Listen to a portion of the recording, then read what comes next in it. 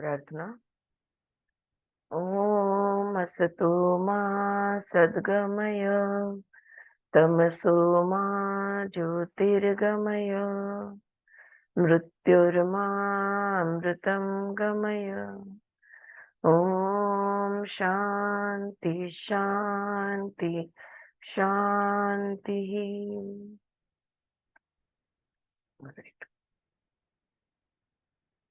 नमस्ते चारू जी, आपकी तबीयत अब ठीक है? या बेटा? अरे चलो, we are on page number 71। Okay. और हमने देखा कि अगर हम यज्ञ समझकर जिंदगी नहीं बिता रहे हैं, यज्ञ का मतलब है खुद को दर्शाना या हम लोग जो है वो दिखाना। अगर हम ये नहीं कर रहे हैं तो हम दोहरी जिंदगी जी रहे हैं। We are living a double life where we are our true self and pretend life, and there is one life where we are pretending. Okay. I would like to request Vijaya or Anjali, whoever, that if they can put their videos on, then please go ahead and put your videos on. All right. तो क्या हो रहा है? The Gita tells us to be awake.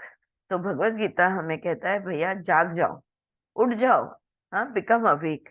Let your consciousness be rooted in the awareness of the unity of life, in order that your movement in relationship, your movement of action does not degenerate into fragmentary, exclusive, isolated activity dictated by fleeting wishes, desires or compulsive attraction।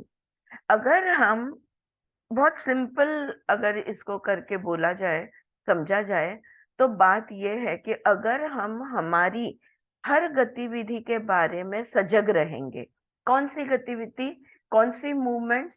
We are talking about वृत्तिज, which movements, thought processes, emotional movements, all sorts of movements that is happening with in अस।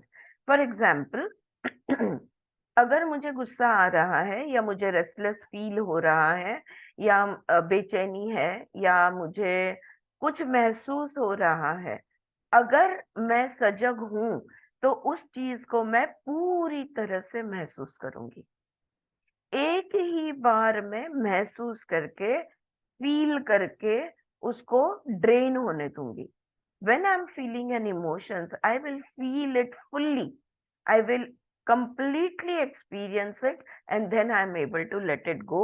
यानी मैंने एक ही movement में उस चीज को complete कर लिया।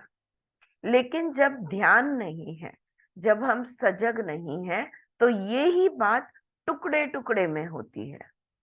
सुबह थोड़ा रेस्टलेस हुआ, ध्यान नहीं था, कुछ कहीं खुद को डिस्ट्रैक्ट कर लिया, फिर थोड़ी देर बाद वो रेस्टलेसनेस महसूस हुआ, फिर भी ध्यान नहीं दिया, फिर अपना कुछ तो भी और कर लिया, फिर थोड़ी बार। It will keep happening in fragmented और डिवाइडेड और in pieces. Everything, if I am having a thought, let me complete that thought. If I am attentive, अगर मैं सजग हूं तो वो विचार को मैं पूर्ण होने दूंगी। अगर मैं सजग नहीं हूं तो वो विचार आधा अधूरा रहेगा और दूसरा विचार आ जाएगा, फिर भूल जाऊंगी, अरे मैं किसके बारे में सोच रही थी, फिर मुझे याद नहीं आएगा, फिर याद करने की कोशिश करूंगी। Right, because it has gone so fast कि you can not grasp it back. तो यही वो बात कह रही है, गीता हमें कह रहा है कि तुम्हारी जो चित्त में जो गति, जो भी चीज गतिशील है, उसको, उसकी गति को पूर्ण होने दो। यही जिंदगी की यूनिटी ऑफ लाइफ, यानी जिंदगी की एकत्व है, यही टुगेदरनेस है। हम क्या करते हैं, अभी थोड़ा इंटरेस्ट आया, अभी थोड़ा फील हुआ, अभी थोड़ा सोच लिया, फिर थोड़ी देर बाद। तो let us not do this.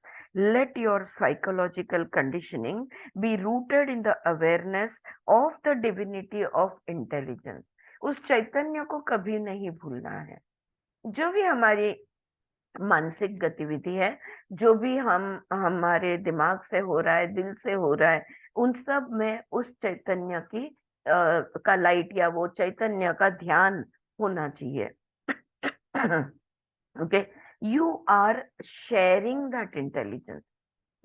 When consciousness is united with the awareness of divinity, with the awareness of the unity of life, the impressionableness of the cosmic life, then consciousness residing in your cerebral organ, contained in your nervous system, it becomes steady. जब हम awake and alert, हम सजग और हम alert रहते हैं, हम बहुत अवेयरनेस में और सजग अलर्टनेस में रहते हैं, तब क्या होता है, हमारा चित्त स्थिर रहता है, हमारा कॉन्शियसनेस जो है ये स्टडी रहता है। तो वो चैतन्य का मैं एक हिस्सा हूँ, उस परब्रह्म का मैं ब्रह्म हूँ, उस परमात्मा की मैं आत्मा हूँ। ये अगर हमारे जहन में, हमारे बैक ऑफ द माइंड, हमारे एनर्जी फील्ड में ऑल द टाइम रहेगा, तो हम चैतन्य से जुड़े रहेंगे। और जब हम चैतन्य से जुड़े रहेंगे तो हम स्थिर रहेंगे, ये वो यहाँ पे कह रही है। Otherwise the consciousness is always restless. और हमारा चित्त जो है ये हमेशा रेस्टलेस होता है। इसलिए तो चित्त भूमि के 5 प्रकार उपनिषद में बताए गए हैं। वो है मूढ़, क्षिप्त, विक्षिप्त, एकाग्र और निरुद्ध। तो हम मूढ़, क्षिप्त, विक्षिप्त इसके बीच में घूमते रहते हैं, इसके बीच में डोलते रहते हैं, ये हमें नहीं करना है। Otherwise the consciousness is always restless. That restlessness reaches the senses and makes the sense organs restless. अगर मैं मूढ़ हूँ या क्षिप्त हूँ या विक्षिप्त चित्त भूमि मेरी है, तो मेरे इंद्रिय उस हिसाब से चलते हैं, और इंद्रिय जिन जिन चीजों से जुड़ेंगे वो भी उसी हिसाब से होगा। फॉर एग्जाम्पल, मूढ़ यानी कुछ नहीं करना, dullness, I just don't want to do anything, तो मेरे सेंस ऑर्गन्स भी डल रहेंगे। और फिर जब वो बाहरी, आंखें तो खुली है, किसी न किसी चीज से जुड़ेंगी, कान खुले हैं, कोई ना कोई बात सुनाई देगी, तो वो जो जुड़ना है ना, वो ठीक से नहीं होता, वो भी डल ही होता है। और अगर क्षिप्त है, मुझे अभी के अभी चाहिए, चाहत बहुत ज्यादा स्ट्रांग है, तो मैं कैसे जुड़ूंगी, मेरे सेंस ऑर्गन्स भी वही स्ट्रेंथ से काम करेंगे, और तुरंत मुझे अभी ये खाने का मन किया, तुरंत मैं उस चीज को लेके मुंह में डाल दूंगी। अगर आंखों ने किसी चीज को देख लिया, तो तुरंत आंखें उस चीज से जुड़ जाएगी और उसको प्राप्त करने की कोशिश करेगी। Are you getting the point? How the Chitta Bhumi affects the sense organs, which affects the senses. Hmm? Is this becoming clear? अगर विक्षिप्त है तो आई एम नॉट श्योर जुड़ना चाहती हूँ पर जुड़ू या नहीं, थोड़ा सा जुड़ू या पूरी तरह जुड़ू, हमेशा करूँ या न करूँ, इस स्थिति में चित्त होता है। एंड रिजल्ट वैसा ही होता है, थोड़ा बहुत होता है, थोड़ा बहुत नहीं होता, राइट। तो हमारी चित्त अगर एकाग्र है, मूढ़ नहीं, क्षिप्त नहीं, विक्षिप्त नहीं, अगर एकाग्र है, अगर फोकस्ड है, तो जो हमारे इंद्रिय भी फोकस्ड रहेंगे, अलर्ट रहेंगे, तो वो जिन चीजों से, जिन विषयों से जुड़ेंगे, वो जुड़ना भी बिल्कुल फोकस के साथ होगा, पूर्णता के साथ होगा। अभी तो हम भौतिकता में हैं, तो मूढ़, क्षिप्त, विक्षिप्त, एकाग्र, यहाँ तक। निरुद्ध यानी इन सब चीजों को छोड़ के पर आ जाना, तो वो निरुद्ध बन जाएगा, right. So that restlessness, otherwise the consciousness is always restless, that restlessness reaches the senses and makes the sense organs restless. Then your days and nights become chains of reaction. फिर हमारे दिन रात बस क्रिया प्रतिक्रिया, क्रिया प्रतिक्रिया यही बनकर रह जाते हैं। So beware, not activity but action. हमें क्रिया नहीं करनी, हमें कर्म करना है। जो क्रिया सजगता के साथ, अवेयरनेस के साथ की जाती है, उसे ही कर्म कहते हैं। Not fragmentary but holistic expression is your dharma, that is your responsibility. और ये हमने क्यों करना है, क्यों हमने सजग रहना है? क्योंकि हमने मनुष्य जन्म लिया है और ये हमारा धर्म है, यही हमारी जवाबदारी है, यही हमारी ड्यूटी और रिस्पॉन्सिबिलिटी है, इसलिए हमने करना है। Because you are born in a human frame. Now, will you please accompany me to look at the psychological aspects of karma? तो जब हम कर्म की बात कर रहे हैं शारीरिक लेवल पे तो ये फिजिकल एक्टिविटी हो गई यहाँ, लेकिन अब उसकी मानसिकता पे जाते हैं कि मानसिक लेवल पे, साइकोलॉजिकल लेवल पे हमारा कर्म क्या है और कौन सा कर्म हमारी रिस्पॉन्सिबिलिटी, धर्म या ड्यूटी बन जाता है।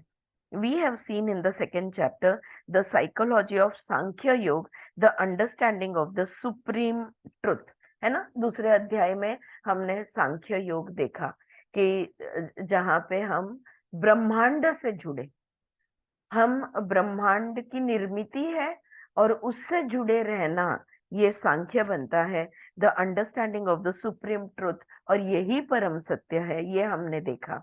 Now we see the psychology of karma and karma yoga. अब कर्म और कर्म योग की मानसिकता क्या है, इसको देखते हैं।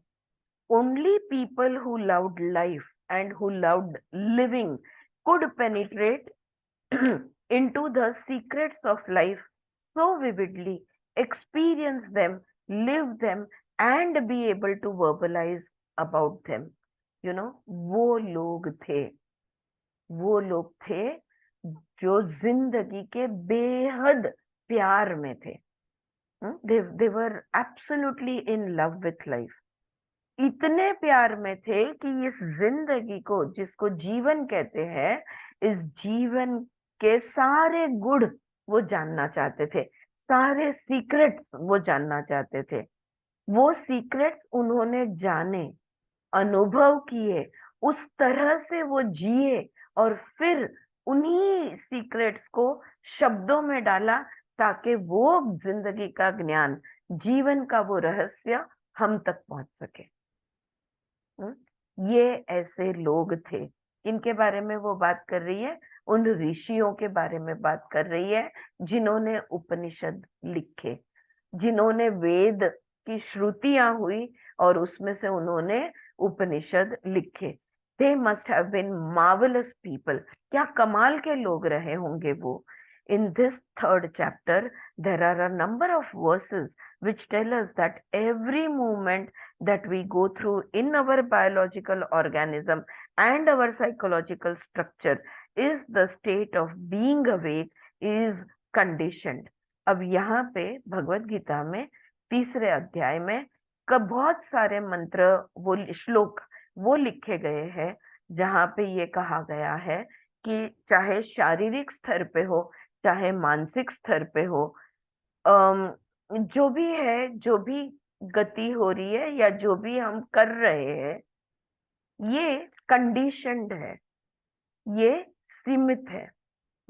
Whatever that we are doing, all our thinking and all the movements in our body, the movement of sleep, hunger, thirst, sex, all these things, they are conditioned. It is conditioned in the biological organism by the laws of nature.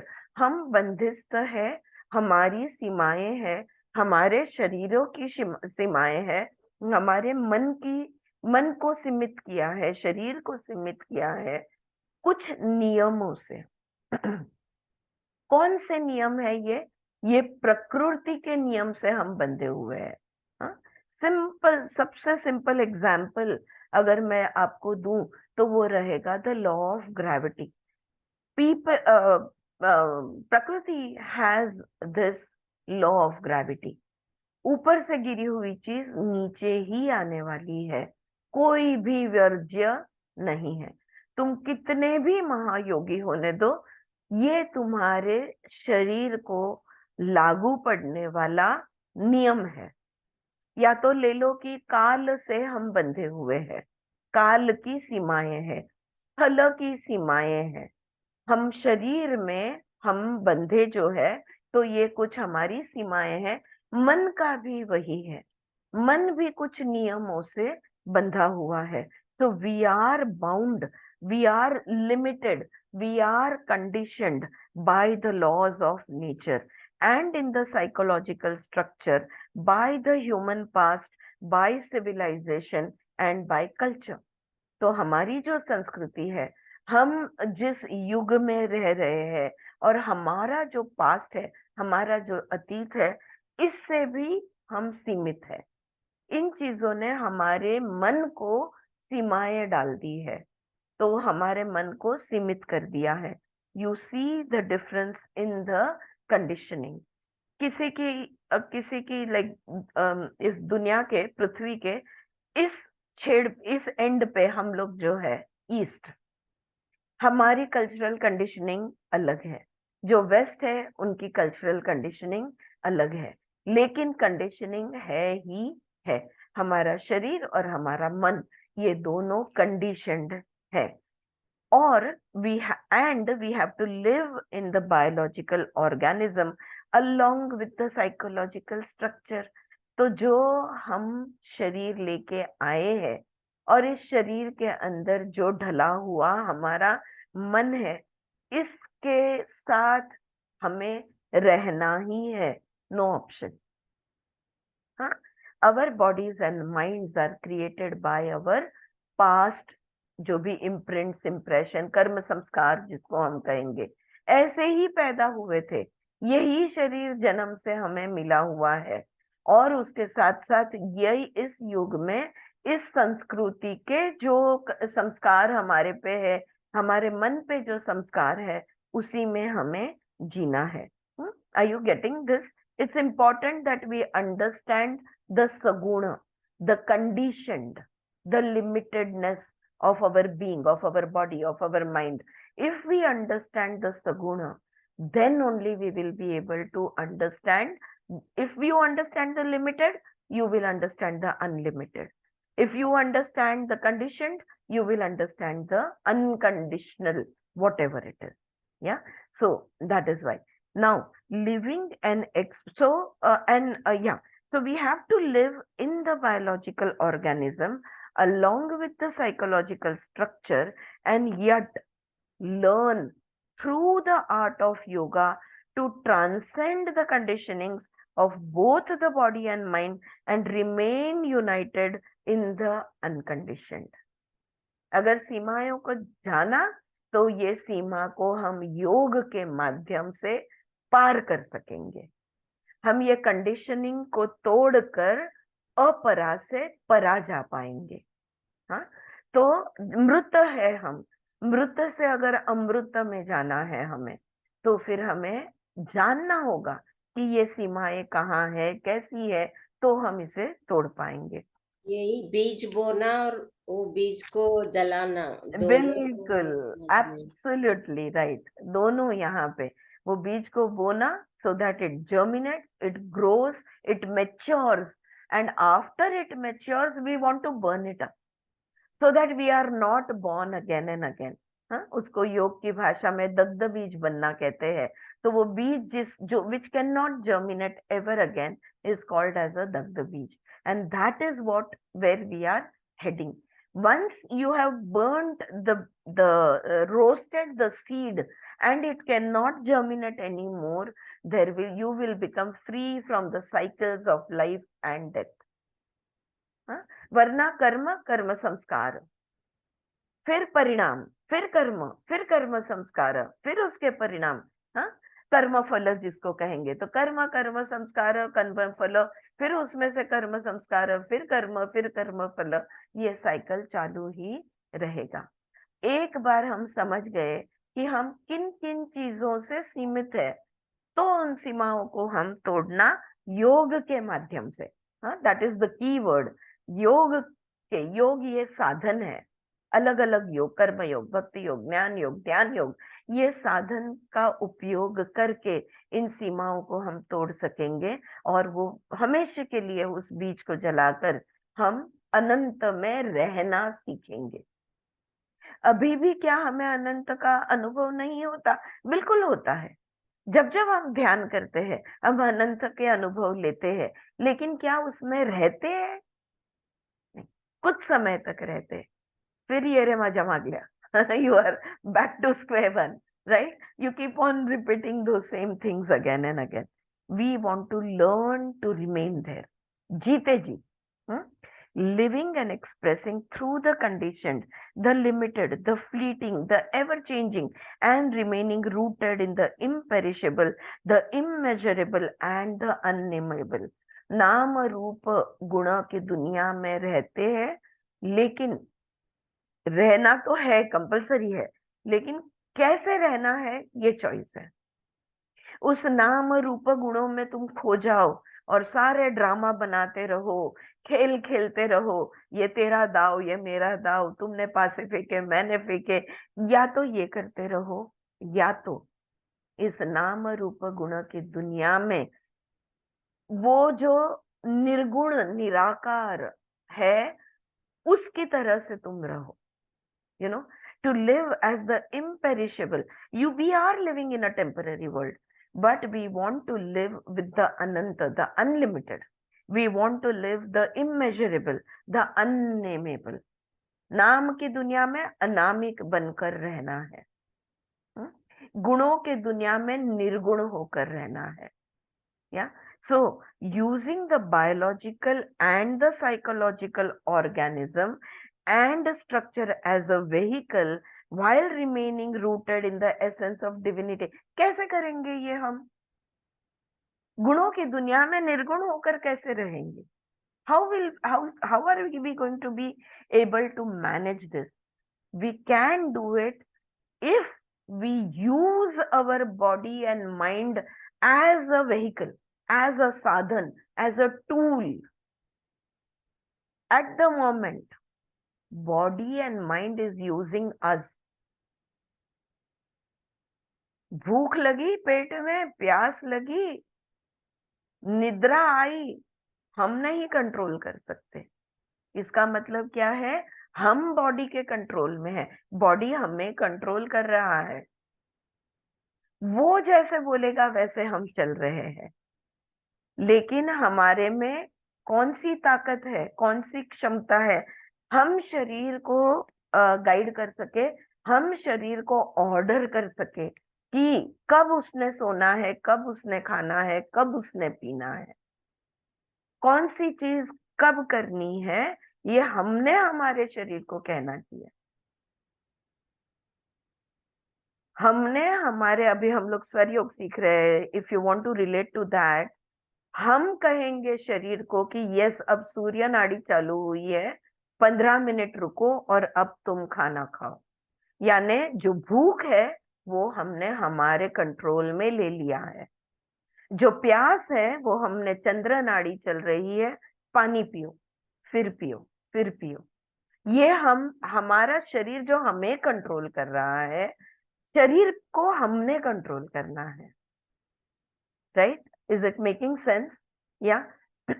So this is what he is exactly saying here, कि ये जो शरीर हमें मिला है, ये जो मन हमें मिला है, जो हमारे पास्ट कर्मों का परिणाम रूप है, इसको एक साधन की तरह हम यूज करें, एक साधन की तरह इस्तेमाल करें। किस चीज के लिए? उस समाधि में रहने के लिए, ताकि हम वो देवत्व से जुड़े रहे, वो चैतन्य से हम जुड़े रहे। To remain connected to the divine, to remain in tune with the divine, to remain in that state of divine, we will use the body and the mind as a tool to remain in connection with the divine, right? So using the biological and psychological organism and structure as a vehicle while remaining rooted in the essence of the divine. और ये चीज करने के लिए हमने चैतन्यमय रहना होगा। एक क्षण के लिए भी हमने भूलना नहीं होगा कि मैं उस चैतन्य का एक रूप हूं, एक एक्सप्रेशन हूं। सजगता चैतन्य की सदैव रखनी होगी। I am the light, I am that, अहम ब्रह्मास्मि, ये हमने रखना होगा। That is why this chapter tells you that the Atman, the imperishable life content, cannot be destroyed by a sword, cannot be burnt by flames, cannot be drowned in the ocean and so on. तो यहाँ पे कृष्ण अर्जुन को समझा रहे हैं शरीर मृत है, नश्वर है, शरीर खत्म हो सकता है, लेकिन आत्मा जो है ये इसको तुम न जला सकते हो, न तलवार से काट सकते हो, न समुन्दर में डुबा सकते हो, इसको तुम खत्म नहीं कर सकते, ये अमर है। आत्मा अमर है। ये कृष्ण अर्जुन से कह रहे, it is all a figurative language, it is a very interesting way of putting across truth through poetry. काव्यमय पद्धति से जो परम सत्य है ये कृष्ण गाकर सुना रहे हैं। This Atman can not be cut into pieces, can not be burnt, cannot be drowned. It is imperishable, it is indestructible. Like the emptiness of space, which is the essence of fullness, it cannot be destroyed, O Arjuna, says Krishna. Krishna कहते हैं आत्मा को न तुम काट सकते हो, न टुकड़े कर सकते हो, न जला सकते हो, न डुबा सकते हो, ये अनंत है, ये अमर है। और जो ये जो आकाश तत्व है, हाँ, द स्पेस, हाँ सुचित्रा टेल मी। तो श्लोक नैनं चिन्तयन्ति शस्त्राणि नैनं दहति पावकः। हाँ, do you know the whole shloka? Can you recite? सगळं नाही येते मला, नाही येते. अर्धाच येते. All right, all right, all right. Maybe you can look it up and recite it Yes, for yes. us. Yeah. Yes. So thank you so much. Yeah. So like the emptiness of space, which is the essence of fullness, शून्य है पर पूर्ण है। वो आकाश तत्व जिसमें कुछ नहीं है पर वो संपूर्ण है, वो पूर्ण है, भरा हुआ है, उसको तुम खत्म नहीं कर सकते। हाँ, आकाश तत्व को जैसे तुम खत्म नहीं कर सकते, वैसे ही आत्मा को तुम खत्म नहीं कर सकते। ओ अर्जुना, ऐसा कृष्ण कह रहे हैं। The biological organism is the vehicle through which we are going to express. तो अगर वो देव तत्व, अगर वो चैतन्य, अगर वो आत्मा जो मुझ में है, ये मैं दिखाना चाहती हूँ, तो शरीर और मन मेरा माध्यम है। उस पूर्णत्व को दिखाने का मेरा माध्यम ये शरीर और मन है। Everything that we do is going to mould, shape, qualify, modify our inner senses and also affect the quality of consciousness. जो भी कुछ करेंगे ना हम, इससे तो हमारे जो इंद्रिय है और उसके जो तन मात्रा है, यानी सुनने की क्षमता, देखने की क्षमता, विचार शक्ति, भावना शक्ति, ज्ञान शक्ति, ग्रहण शक्ति, ये सारी शक्तियां जो हमारे अंदर है, ये रूप रंग आकार लेने वाली है। ओके, जो भी कुछ हम करेंगे हमारे कर्म से ही इनको आकार मिलने वाला है। और हमारी चित्त भूमि, हमारे कर्म से हमारी चित्त भूमि बनेगी। जैसी क्रियाएं हम करेंगे, जैसे कर्म हम करेंगे, उसके हिसाब से हमारी कर्म भूमि, हमारी चित्त भूमि ये तैयार होती जाएगी। The relation between action and mind. अब ये ओके फ्रेंड्स, ये थोड़ा सा अभी जो भी ब्रह्मांड पिंड हमने शरीर और मन और चैतन्य ये सब बोला, छोड़ दो, चलो ठीक है। हाँ, वो जितना ग्रहण हुआ उतना ग्रहण हुआ, वो छोड़ो। अब इसके आगे जो वो समझाती है, इस मुद्दे को समझो, क्योंकि ये मुद्दा बहुत ही पावरफुल है। हाँ, अगर ये बात हमारे समझ में आ गई ना, तो हम कभी भी बेसावध नहीं होंगे, हम हमेशा के लिए सजग रहेंगे। तो ये बात को समझो, अभी वो जो बोल रही है सुनो। The relation between action and mind, मैं जो भी करती हूँ, मेरी जो क्रिया है, और मेरा मन, इसका जो संबंध है, between action and mind, knowledge, memory, intellect, brain, everything that is gone through in the waking our.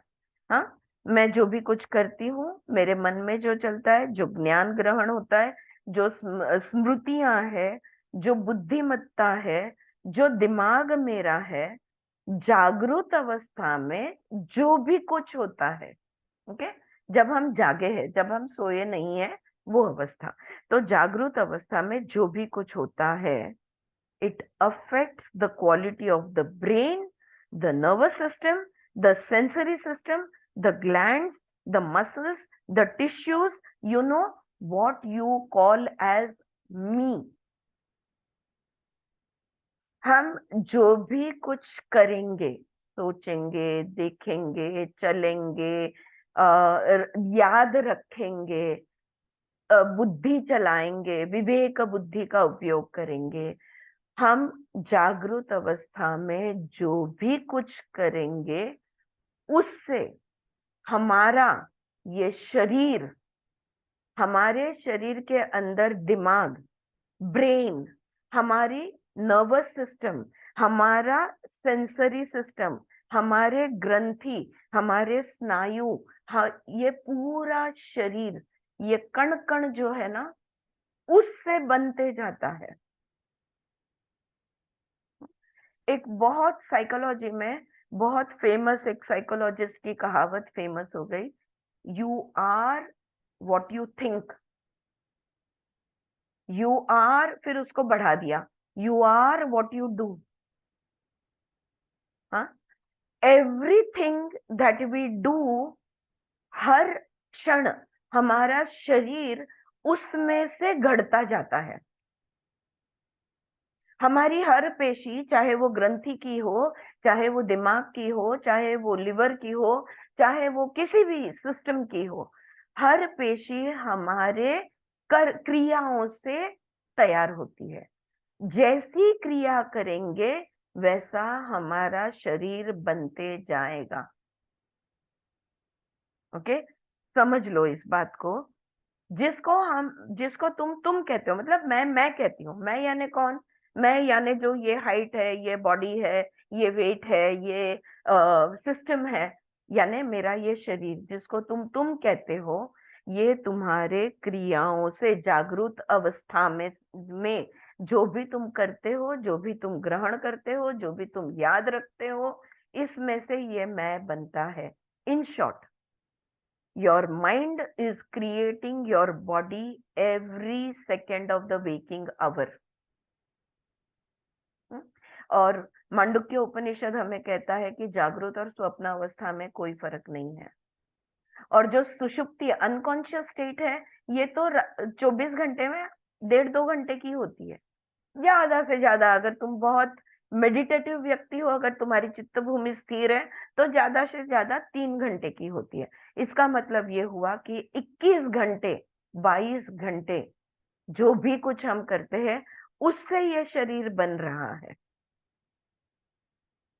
Right. और आयुर्वेदा में भी ये कहा गया है, आधी आधी मग व्याधि, what ever happens, first happens in the mind and then it is duplicated in the body. The body always duplicates, replicates the mind.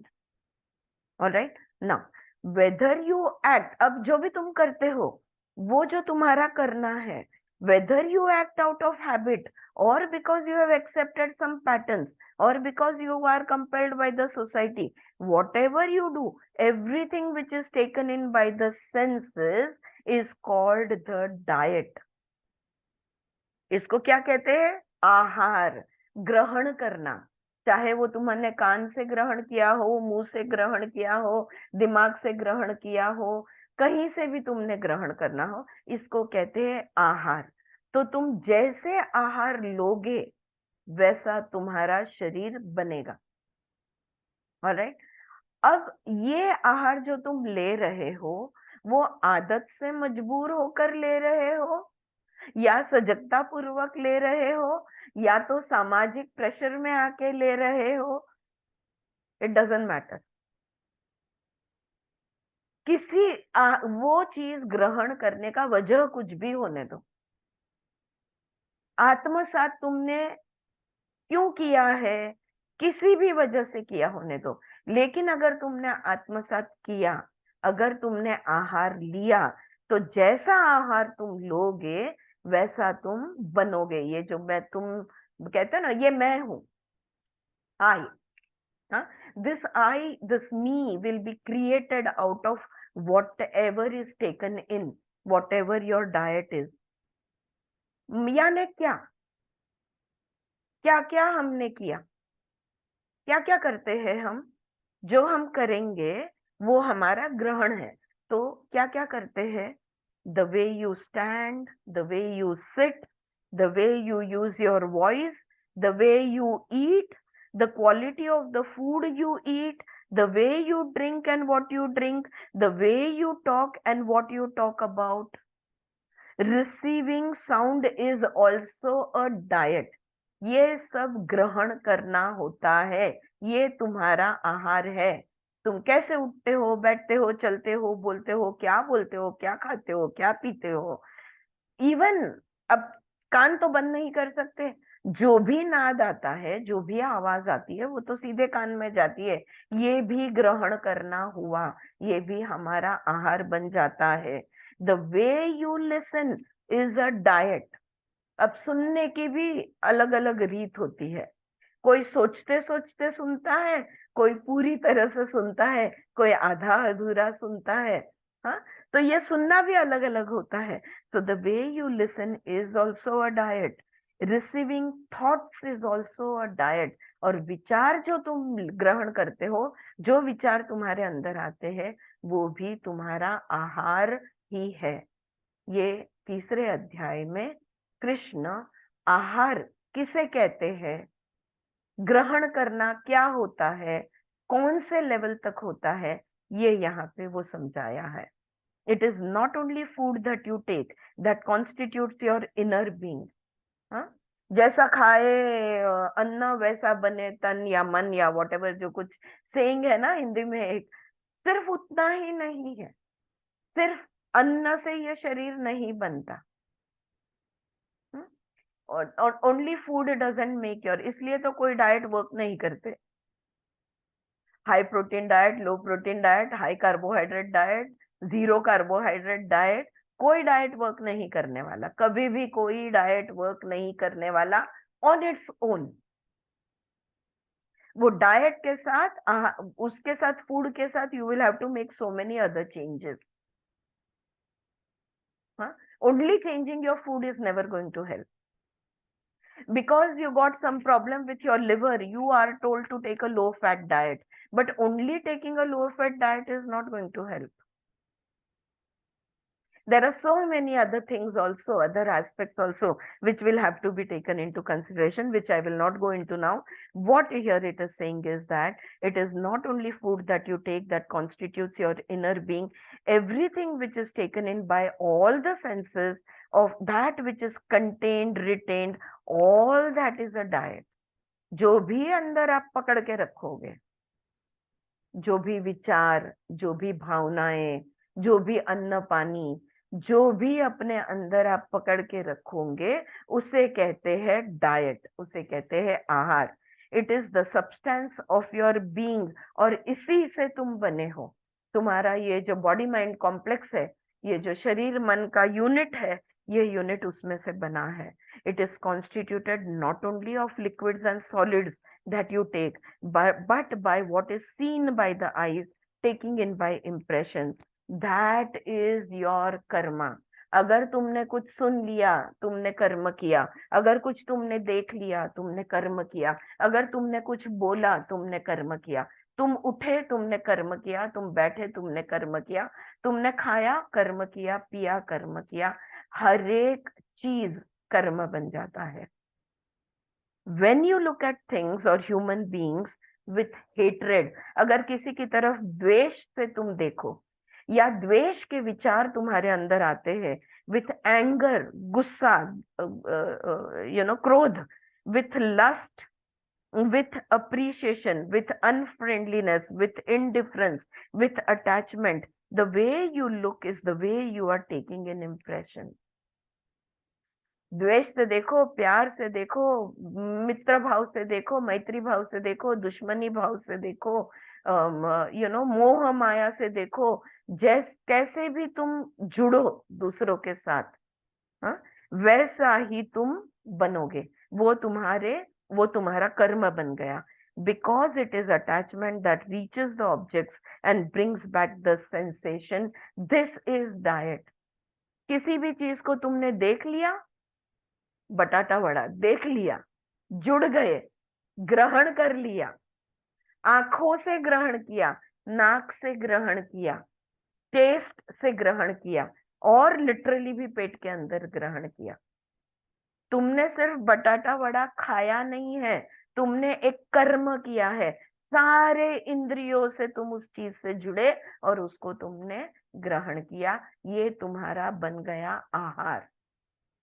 अच्छा, उतना ही नहीं, वो ग्रहण करने के बाद सुख की अनुभूति हुई या तो दुख की, अच्छा नहीं था, दुख की अनुभूति हुई, जो भी अनुभूति हुई वो भी तुम्हारा कर्म बना। दैट प्लेजर और pain also is a part of your कर्म।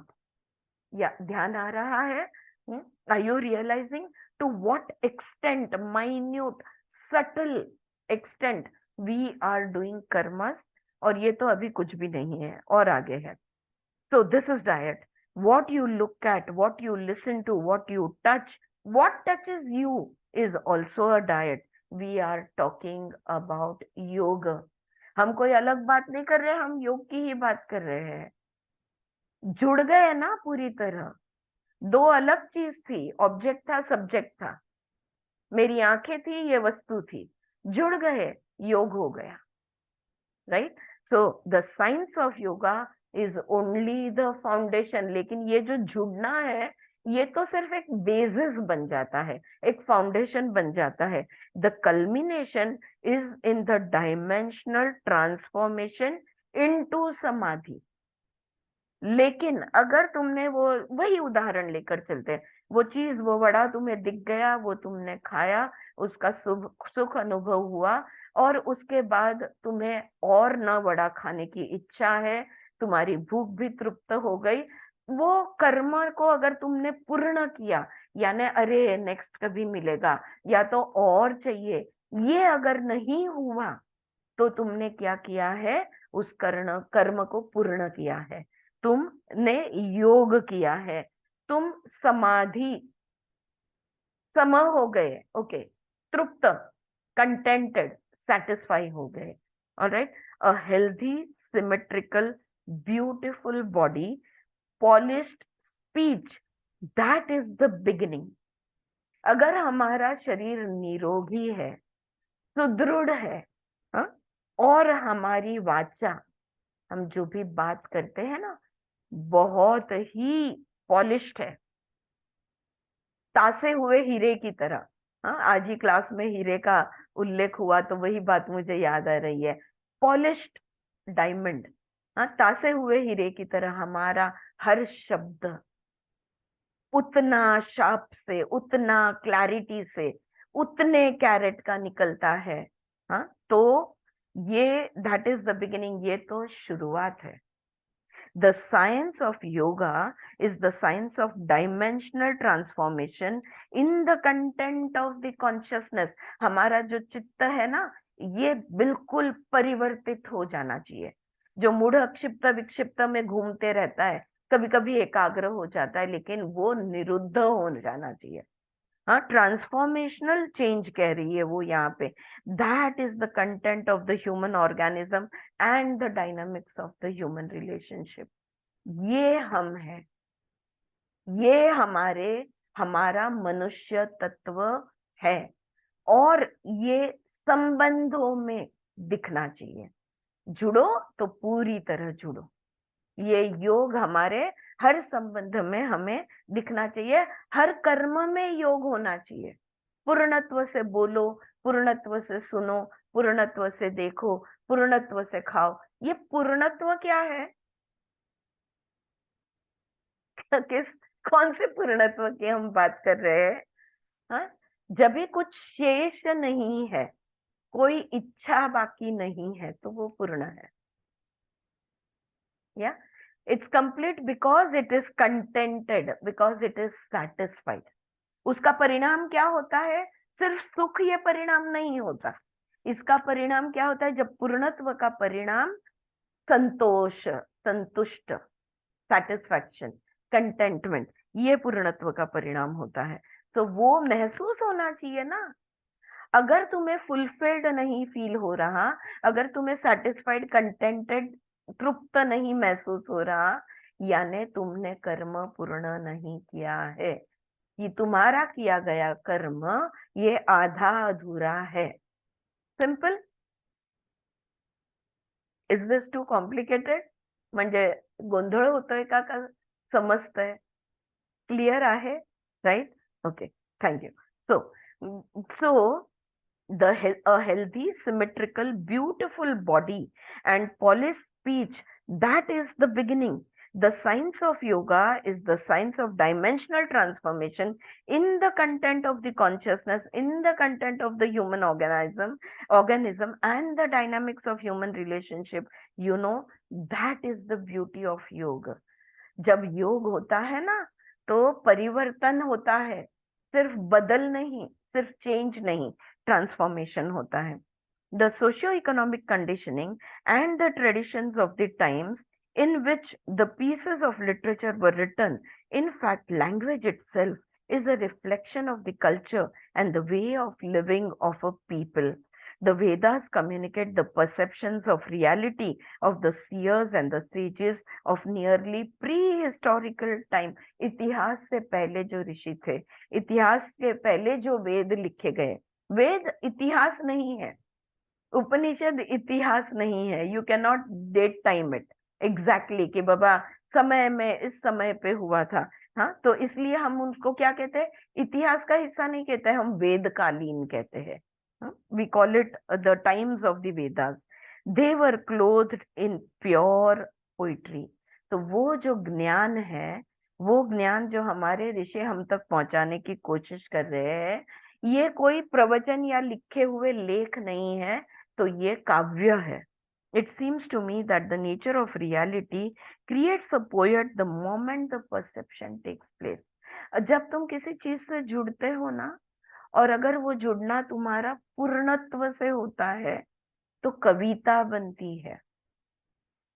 You know, a poem is created. When you speak about it, you will speak about it in a poetic form. Perception takes place. The nature of reality is poetic. तो जो सत्य है ना, जो प्रकृति का सत्य है, ये काव्य में है. There is a rhythm, उसको एक rhythm है. And music in the vibrations of realities. तो ये सत्य का जो सत्य है, इसमें एक रिदम है, एक वाइब्रेशन है. So that without wanting to be a poet, the person gets converted into one and the communications get garbed in poetry. यहाँ पे वो जो श्लोक लिखे गए भगवत गीता के, उसकी वो तारीफ कर रही है, और वो कहना चाहती है कि तुम कविता बनाना, तुम कवि नहीं हो, और तुम कविताएं बनाना तुम्हें नहीं आता, लेकिन जब सत्य के साथ जुड़ते हैं ना हम, अपने आप कविता उभरती है, अपने आप वो तैयार होती है. The Upanishads which come after the Vedas have the garb of a dialogue between the teacher and student. तो इस तरह से ये वेद काव्य में थे, ये ऋचाएं थी, और उसके बाद जो उपनिषद आए, ये गुरु शिष्य का संवाद बन गया. The perceived reality is conditioned somewhat to the needs and the requirements of the student. तो ये जो गुरु है, इसको सत्य की अनुभूति हो गई है, वो सत्य जान चुके हैं, लेकिन उस सत्य को शिष्य को देना है ना उन्हें. वही सत्य उनको अपने शिष्य को दिखाना है. वो दिखा नहीं सकते, शिष्य सिर्फ अनुभव कर सकता है, लेकिन गुरु को ये शिष्य तक पहुंचाना है, तो वो जो सत्य है उसको सीमित करके बताते हैं, क्योंकि शिष्य का दृष्टिकोण सीमित है, तो उसको समझेगा ना, उतना ही हिस्सा वो दिखाते हैं, या उतना ही हिस्सा वो उसे देते हैं. The perceived reality is conditioned somewhat to the needs and the requirements of the student. Thus, various aspects of reality are treated in special ways in different Upanishads. इसलिए अलग अलग उपनिषद में सत्य का एक एक अलग अलग अलग अलग हिस्सा समझाया गया है। सत्य एक है लेकिन दृष्टिकोण अलग अलग कहा है। अगर मैं एग्जाम्पल दूं तो एक उपनिषद में पंचकोश बताए गए, तो दूसरे कोई उपनिषद में त्रिगुण बताए गए, तो और कोई कोई उपनिषद है ना, बहुत कहानियों के माध्यम से लिखे गए हैं, तो बहुत मजा आता है उसमें।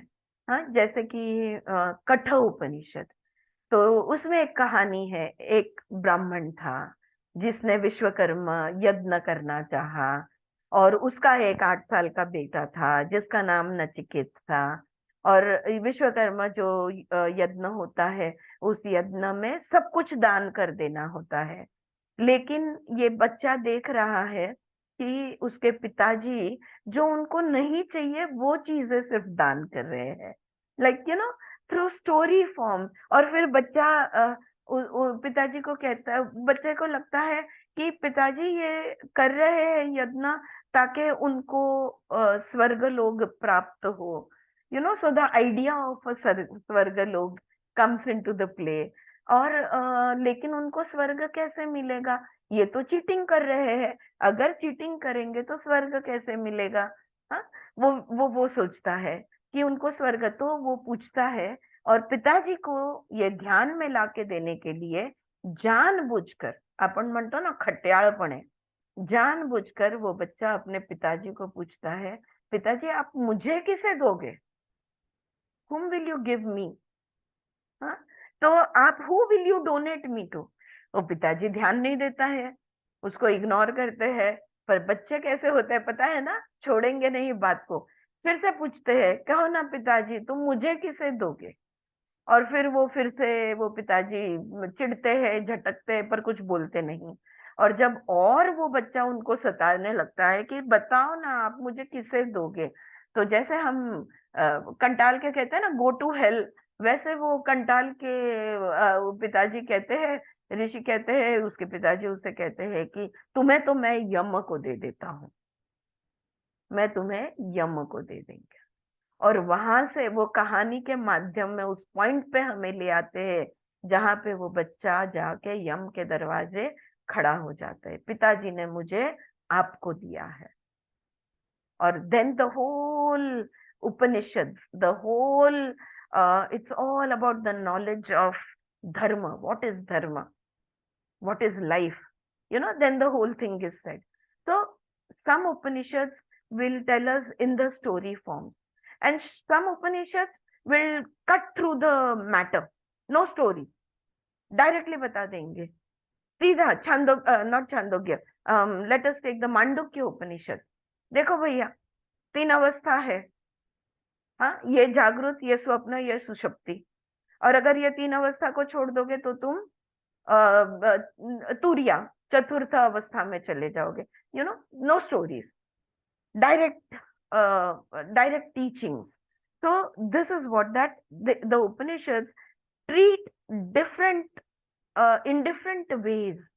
There are different approaches to the same reality. बात किसकी कर रहे हैं, उसी अद्वैत की बात कर रही है, उसी कॉन्शियसनेस की बात हो रही है, the pure consciousness, the chaitanya. We are talking about the chaitanya, but we are talking about it in different ways. So the treatment given is different. The Ishavasya Upanishad gives a communication about reality in one way, and the Chandogya gives the communication about the eternal reality in quite another way. The Katha, the Mundaka, the Brihadaranyaka Upanishad, each gives a different expressions of the same eternal truth, each in the form of a dialogue. सारे संवाद है, लेकिन वो परम सत्य के बारे में ही ज्ञान देते हैं, लेकिन अलग अलग माध्यम से, अलग अलग दृष्टिकोण से वही सत्य हमें दिखाने की कोशिश करते हैं। Now, the 6 systems of philosophy, Sankhya, Yoga, Nyaya, Vaisheshik, Vedanta, are in the forms of treatises of essays. तो उपनिषद जो है ये संवाद है, षड दर्शन जो है ये एसेज है, लेसन्स है। Okay, they are serious systematised literature. हाँ, यहाँ पे अगर आप स्कूल में, आप सब स्कूल गए हैं, कॉलेज गए हैं, आपने फिजिक्स सीखा होगा, बायोलॉजी सीखा होगा, वहां पे कोई कहानियां, कोई संवाद कुछ भी नहीं है। हाँ, सब्जेक्ट मैटर को सीधे सीधे एक्सप्लेन किया जाता है। तो षट दर्शन में भी उसी तरह से किया है। और उसके बाद आता है, and then you come to the epics, the Ramayana and the महाभारता।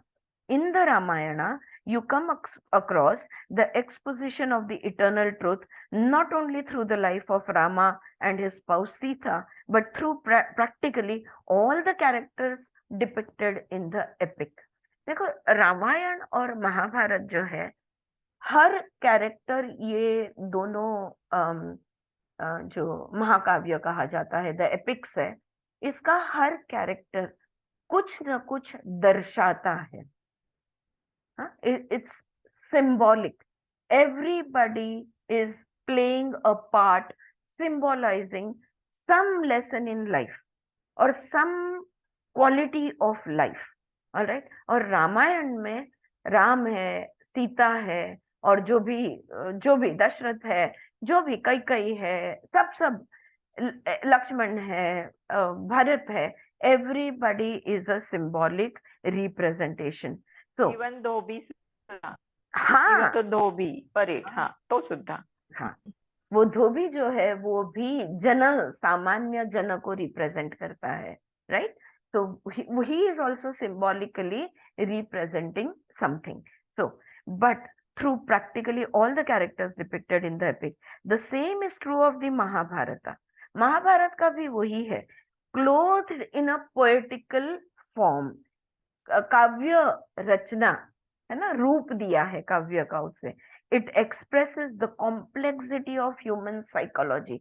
देखो, हमारे मन और हमारी ये मन के खेल, एक मन है दुर्योधन है, एक मन है धर्मराज है, एक मन है अर्जुन है, हाँ, ईगो है, अर्जुन है, ये है, वो है, everything it is representing so many realities, right? So, of human psychology, of human relationships, generating tensions and conflicts and contradictions.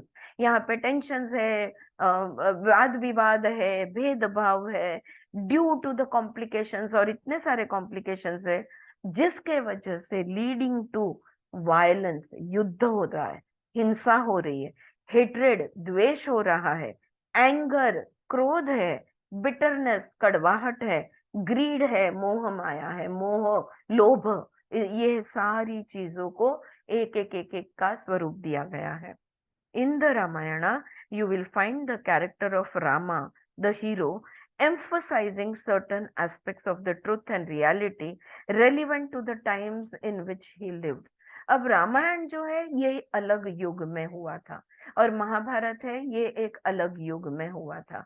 तो रामायण के युग में उस समय का जो स्थिति थी, सामाजिक स्थिति उस समय की, हाँ, मानसिक स्थिति, सामाजिक स्थिति जो थी, रामायण में वो दिखाई गई है। Thus, the personality of Krishna, representing the eternal truth, speaks in a different way from that of Rama. Ram ने भी सत्य ही दिखाया था, कृष्ण ने भी सत्य ही दिखाया है, दोनों के दिखाने की तरह अलग है। दोनों का दर्शन देना, राम का अगर तुम कैरेक्टर देखो और कृष्ण का कैरेक्टर देखो, ऑपोजिट लगते हैं, है वही विष्णु अवतार है, वही सत्य का रूप है, लेकिन अलग अलग रिप्रेजेंटेशंस है। When you study such epics as Ramayana, Mahabharata and Bhagavad Gita, which is a part of the Mahabharata, one has to be aware of two different factors.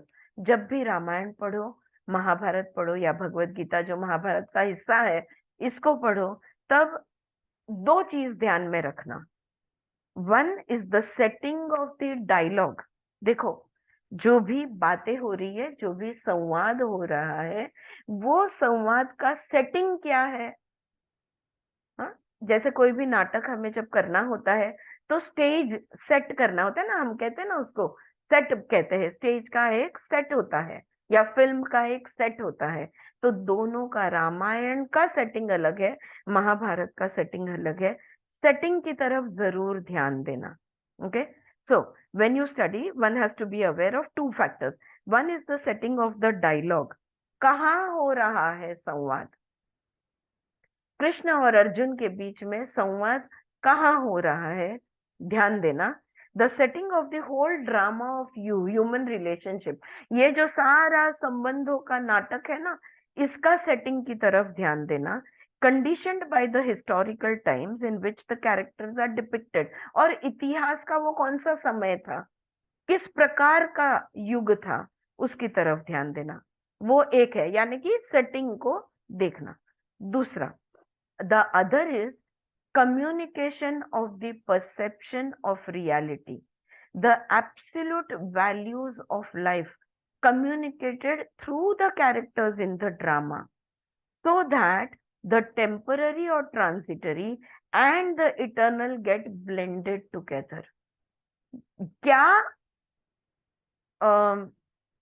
क्षणिक है और क्या परमानेंट है, टेम्पररी क्या है और इटर्नल क्या है, ये दोनों को किस तरह से दोनों रामायण में और महाभारत में अपने अपने सेटिंग में किस तरह से जिंदगी को दिखाया गया है या लाइफ का पहलू समझाया गया है, उसके कैरेक्टर्स के through.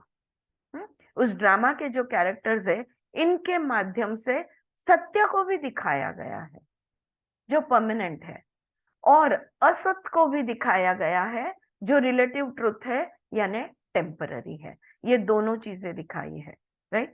So in the Gita, here in the Gita, in the dialogues between Krishna and Arjuna, Krishna expounds the science of yoga and how it is rooted in Brahma Vidya, that is in the awareness of the highest truth. तो भगवत गीता में यहाँ पे कृष्णा अर्जुन को ब्रह्म विद्या सिखा रहे हैं, योग समझा रहे हैं. योग किस पर आधारित है? ब्रह्म विद्या पे, परम सत्य पे आधारित है. The science of yoga implies the science of conjoining the unmanifest to the manifest, the science of joining the awareness of the nature of reality to every moment of your life.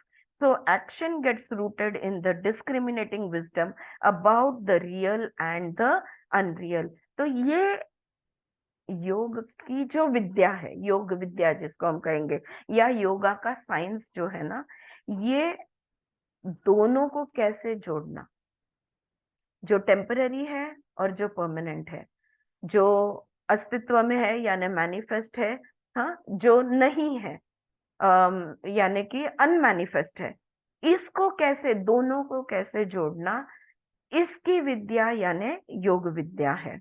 The science of yoga starts with the acquaintance of the body and the mind, the brain, the acquaintance with its mechanism and the way of functioning, the interrelatedness of all the sense organs, the senses, the energies contained in those senses and their ways of functioning. तो योग की शुरुआत कहाँ से होती है? पहले तो शरीर को जानो. ये शरीर के अंदर जो जो संस्थाएं हैं, सिस्टम्स है, उन सिस्टम्स को जानो. कोई भी चीज स्थूल से शुरुआत होगी और सूक्ष्म में तुम्हें ले जाएगी. उसके बाद तुम मन को जानो, उसके बाद इंद्रियों को जानो, और फिर वो इंद्रियों की शक्तियों को जानो. वो शक्तियां कैसे काम करती है, इसको जानो. The science of yoga also teaches how to purify the sense organs so that the energies contained in them can flow harmoniously and smoothly without any damage or mutilation. It teaches the ways to purify the psychophysical structure containing the conditionings of the past. It helps us to learn to be conscious of the psychophysical structure and be aware of that which is beyond, behind, or beneath the psychophysical structure. It looks upon education as the only way of purification. In short, अगर यहाँ मैं इस बात को जो कुछ कहा गया यहाँ पे, योग विद्या वो विद्या है जो हमें सिर्फ खुद से पहचान नहीं कराती, हमारा शरीर क्या है, मन क्या है, वृत्तियां क्या है, शक्तियां क्या है, इंद्रिय कौन से है हमारे, सिर्फ इससे पहचान नहीं कराती, बल्कि इन सारी चीजों को शुद्ध कैसे किया जाए, इस पे जो भी काली खाई है, इस पे जो भी कचरा इकट्ठा हुआ है, इस पे जो भी कुछ जमा है, इसको साफ कैसे किया किया जाए, ये भी योग विद्या हमें सिखाती है. It is a science of non violence with the body, with the brain, with speech, with the movement of relationship. Education is the path of non-violence, of eliminating the impurities, imbalances, and distortions, healing the damage, letting the essential creative energy manifest itself through our being. तो ये सीखना है, ये जो विद्या है, ये जो अभ्यास है, ये अहिंसा का अभ्यास है. कोई भी हिंसा किए बगैर, न शरीर पे हमने कोई हिंसा करनी है उपवास करके, ये करके, वो करके, न मन पे कोई हिंसा की है. यानी कि अहिंसा के माध्यम से शरीर की शुद्धि, मन की शुद्धि, इंद्रियों की शुद्धि, उसके शक्तियों की शुद्धि, जो भी हमारे अंदर अशुद्धि आई है वो निकालनी है. जो जो हमारे अंदर इम्बैलेंसेस तैयार हुए हैं वो उसको बैलेंस में लाना है. जो भी हमने हमारा आ, हमारे पर जो भी वार करके अलग अलग हमने जो भी हमारा ईजा की है, वुंड्स उसको, वो जो डैमेज किया है उसको कैसे हील किया जाए. और हमारे अंदर जो क्षमताएं हैं, जो हमारे अंदर पोटेंशियल एनर्जीज है, ये क्रिएटिव एनर्जीज है, इसको पूरी तरह कैसे व्यक्त करें, ये सब कुछ हमें योग सिखाता है. because we are beginning chapter 3, one felt it necessary to sum up. मैं ये सब कहना इसलिए, ये सब मैंने बातें इसलिए कही क्योंकि हम तीसरे अध्याय की शुरुआत कर रहे हैं. पहले अध्याय में इन दिस तीसरे अध्याय में in this chapter the very first verse with which Krishna begins is very significant. पहला ही श्लोक तीसरे अध्याय का बहुत महत्व है. He talks about the two different faiths. Faith in Sankhya Yoga, in the path of discrimination and knowledge, and faith in Karma Yoga, in the path of action. हाँ, पहले श्लोक में वो दोनों की बात कर रहे हैं, योग की भी बात कर रहे हैं और कर्म की भी बात कर रहे हैं. Persons like me have been talking about this. और ऊपर से वो क्या कह रहे हैं, कर्म योग का भी नाम ले रहे हैं और सांख्य का भी, यूनिटी का भी बात कर रहे हैं. और ऊपर से वो कह रहे हैं, बहुत इंपॉर्टेंट है, ये बहुत फेमस भी है, कि मेरे जैसे यानी मैंने, persons like me have been talking about this since ancient time. यही बात मैंने बहुत पुरातन काल में, अलग पुराने युग में अनेक बार मैंने कही है. Since ancient times, I have communicated about these two separate paths. ये जो सांख्य है और योग है, ये जो सांख्य है और ये कर्म है, ये दोनों मार्ग के बारे में मैंने अनेक बार बोला है. When he uses the term me or I, he is not referring to the sons of Vasudev or to Krishna, the person who lived for 110 years and died. The terms me and I are used here for all the seers. हाँ, यहाँ पे वो cosmic, उनका जो विराट रूप है, वो जो कॉस्मिक रूप है, उसको वो जब कहते हैं ना, मैं ये कहता हूँ, मैंने ये बात कई बार पहले भी कही है, तब वो वसुदेव पुत्र या कृष्ण जो व्यक्ति 120 साल तक जिया और बाद में मृत्यु हो गया, उसके बारे में नहीं बात कर रहे. वो जिसको रिप्रेजेंट कर रहे हैं उसके बारे में बात कर रहे हैं.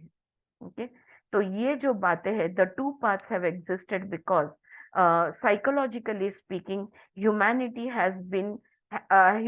Has these two separate characteristics dominating them. और यहाँ से ये जो ज्ञान योग और कर्म योग, सांख्य यानी ज्ञान, हमेशा से हम ये दो मार्ग हमने अपनाते आए हैं. या तो हम ज्ञान मार्ग उठाते हैं या तो हम कर्म मार्ग आते हैं, और these two separate characteristics dominating them. तो मनुष्य के जिंदगी में, मनुष्य की दुनिया में ये दो चीजें हम हमेशा ही करते आए हैं, ज्ञान ग्रहण करना और कर्म करना। ऑलराइट, आई थिंक थोड़ा वक्त है, लेकिन मैं यहाँ पे रुकूंगी, क्योंकि इसके आगे जो है ना, जो बात होती है वो अब एक्चुअल में तीसरे अध्याय में जो कर्म योग और ज्ञान योग के, कर्म योग के बारे में कृष्ण बताने वाले हैं, उसकी बातें हम पढ़ेंगे। So we will continue tomorrow. Alright, थोड़ा सा थियोरेटिकल हो गया, मैं समझती हूँ, थोड़ा सा रिकैप जैसा हो गया, बट कर्म कौन से हद तक हम कर रहे हैं, अभी अभी उसने थोड़ा बहुत समझा दिया, लेकिन अभी उसकी सूक्ष्मता में हम नहीं गए।